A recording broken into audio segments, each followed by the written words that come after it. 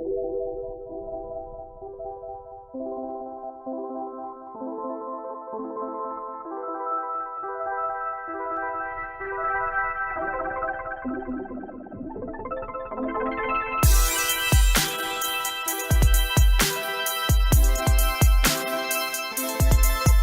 the iPhone 11 launched a few years back, Apple's been offering a Pro variant with each of their phone launches. The Pro variant is one that comes with some additional features, some of which are worth it, some of it aren't really. But almost always, I kind of get the feeling that the phone is called a Pro, but it does miss out on a few Pro features. Now, I don't mean the phones suck, they are usually pretty good, but they do miss out on one feature too many: high refresh, raw photos, Type-C. It just doesn't feel Pro in the same way the iPad Pro feels Pro. Now, does that all change with the iPhone 13 Pro? Well, if you feel I've said Pro a lot, go ahead, give this video a thumbs up, and also let's find an answer to this in this video. My name's Ash, you're watching C4 Retech. Let's get started. This here's the iPhone 13 Pro with an official leather case. Let's go on and rip these handy tabs off and get into the box. Oof, that's bright. Let's turn the phone around and power it on for the first time. While it boots, let's take a look at the other box contents, and it's going to be real quick here, trust me. We have a Type-C to Lightning cable, leaflets, SIM tool, and a single Apple sticker. Now let's take a look at the leather case. It's dark purple in color and fits snug, looks and feels premium, and seems to go well with this white iPhone. Now getting back to the phone itself, the 13 Pro is very similar to its predecessor, but it does have its own subtle differences. The back, for example, the cameras here, they look larger, and the camera island is also a hair bigger in dimension than the 12 Pro. By the way, that's amazing news for those of us with super expensive official 12 Pro cases. Okay, end of sarcasm. The placements, as expected, remain unchanged. So the power button is pressed to the right, mute switch and volume rocker to the left. There's nothing up top, and then we've got a regular microphone, speaker, and lightning port at the bottom. By the way, the Pro is heavier this time around. It weighs in at 204 grams compared to 189 grams from the last time. Personally, I like it because, hey, this indicates that they've crammed in a higher capacity battery. Of course, Apple never mentions the milliamp hour. What they say here is that the 13 Pro should last us an hour and a half more with real world use. To break that down, the iPhone 13 Pro comes with actually a 3125 milliamp hour battery that's rated for a whole day of use plus 90 minutes. The older 12 Pro had a 2815 milliamp hour battery for those curious. The charging speeds are 20 watts wired, 15 watts wireless via MagSafe, so that remains the same. Okay, enough with all that. Here's what I'm really excited for this time, and also a little bummed out by: the display.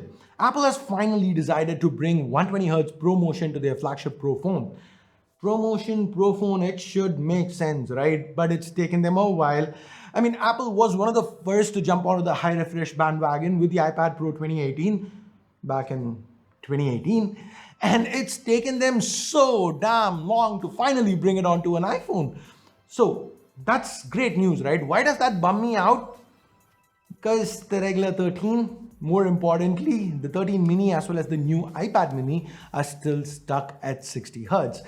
I mean, I'm going to have dedicated videos to crib about all that. So for now, let's stick to the 13 Pro. I am happy with the display here. In fact, I love it. The notch is noticeably smaller, 20% smaller as per Apple, but it's still a far cry from hole punches and under-display camera technology that's found on the Android side of things.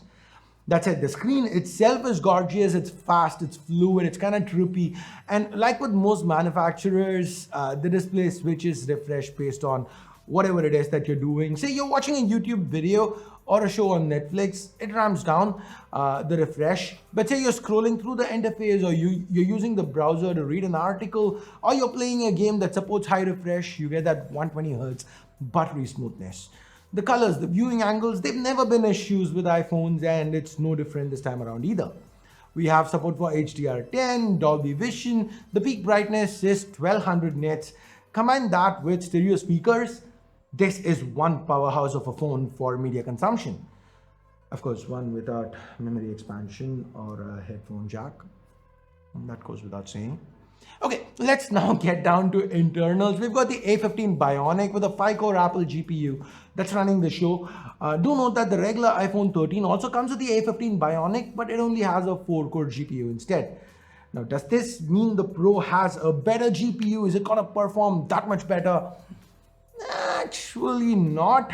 Now, if you looked at last year's iPhones, now here is where things got a little weird. They had the same chip, right? The 12 and the 12 Pro, but the 12 Pro was pushing more pixels. So technically that made the 12 the more powerful phone with regards to numbers.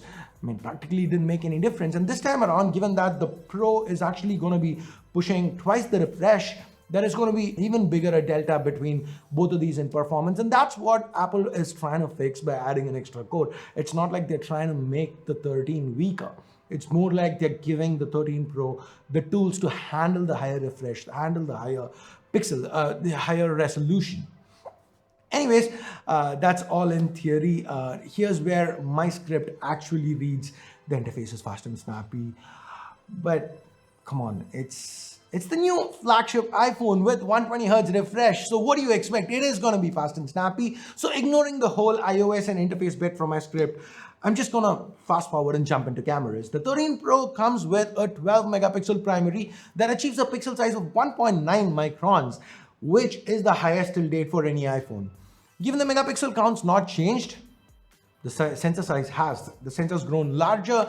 The pictures, as you can see, turn out bright and crisp with a lot of detail. The colors are in typical Apple fashion, more natural than saturated.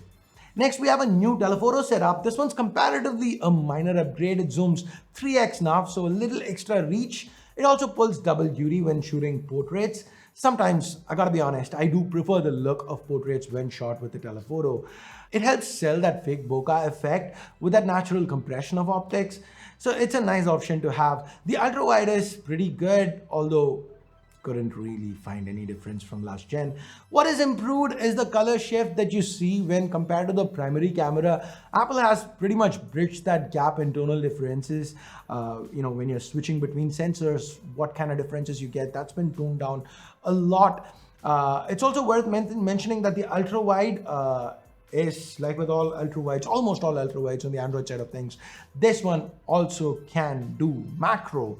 The camera app is going to automatically detect when you get close enough to a subject and switch to macro mode. So you don't have to do anything manually. It's again, Apple keeping things simple for better or for worse. Now the 4K and 1080p video output from the 13 Pro seems to be pro level with super smooth stabilization and natural looking colors. The autofocus is fast and consistent and the exposure is pretty well behaved, even under harsh lighting situations.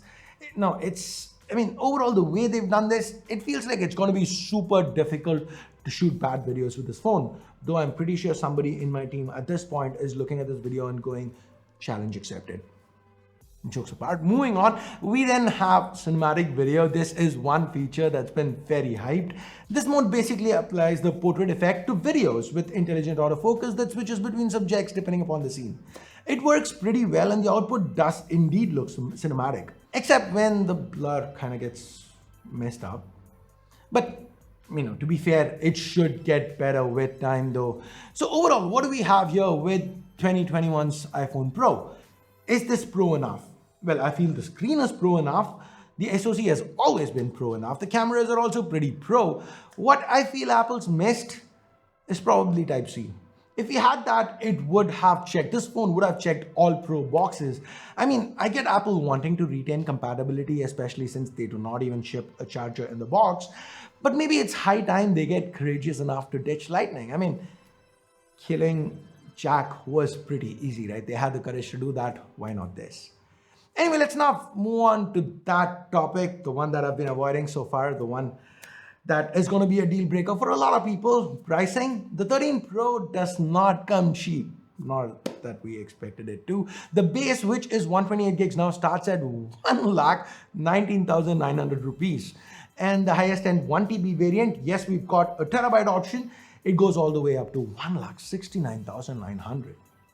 What do you guys think about that?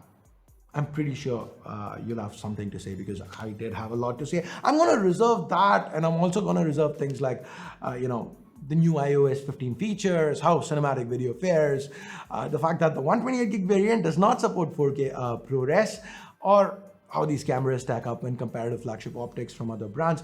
I'm gonna save all this for the full review once I've spent more time with this phone. Now, if you guys have any other questions that you'd want me to address in that video, leave them down in the comments below. So anyways, I guess that is pretty much it for the iPhone 13 Pro, the quick unboxing hands-on video. It is now time for me to bid you adieu. Thumbs up, thumbs down, based on whatever you felt about this video. Subscribe if you haven't yet. Until next time, my name's Ash. You've been watching C4 Retech, and I'm signing off for now. You guys have a great day. Bye-bye.